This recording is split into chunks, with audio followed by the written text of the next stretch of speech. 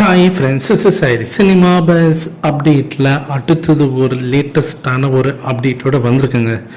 The most anticipated movie of the year அப்படின்ற ஒரு விஷயம் பார்த்தீங்கன்னாக்கா எப்போதுமே ரசிகர் மத்தியில் எப்போதுமே ஒரு பரபரப்பு ஏற்படுத்திக்கிட்டே இருக்கும். எது இந்த வருஷத்தோடைய ஒரு மிகப்பெரிய எதிர்பார்ப்பில் இருக்கக்கூடிய படம், அதுவும் பேன் இந்தியா லெவலில் எந்த படம் டாப்பில் அந்த ரேஸில் இருக்குது அப்படின்னு சொல்லிட்டு ரசிகர் எல்லாமே அவங்களுடைய நடிகரோடைய படம் வருமா அப்படின்னு சொல்லிட்டு எல்லாருமே எதிர்பார்த்து காத்திருப்பாங்க.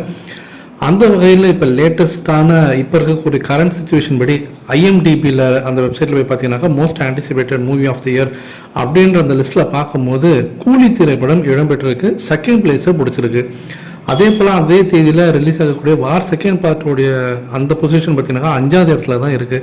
ஃபஸ்ட் இடத்துல பார்த்தீங்கன்னாக்கா ஒரு ஹிந்தி படம் இருக்குது, அது அநேகமாக இன்னும் கொஞ்சம் நாளில் ரிலீஸ் ஆகிற ஒரு படம் அதுதான் நம்பர் 1 பொசிஷனில் இருக்குது. 2வது இடத்துல கூலி இருக்குது.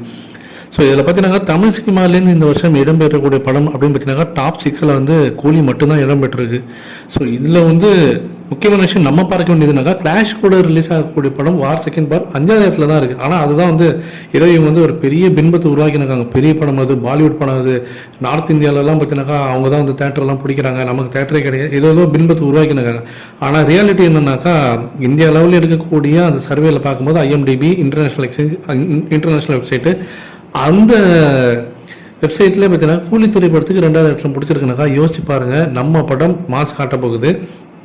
இதற்கிடையே ஒரு சூப்பரான அப்டேட், ஓவர்சீஸில் எவ்வளோ கொடுத்து தான் இந்த படத்தை வாங்கியிருக்காங்க, எவ்வளோ தான் விற்பனை ஆயிருக்கு, யார் அதை வாங்கியிருக்காங்க, அஃபிஷியல் அனௌன்ஸ்மெண்ட் ஏன் வரல அப்படின்னு சொல்லிட்டு எதிர்பார்த்து இந்த ரசிகர் எல்லாருக்குமே நேற்றுக்கு ஒரு இன்ப அதிர்ச்சி.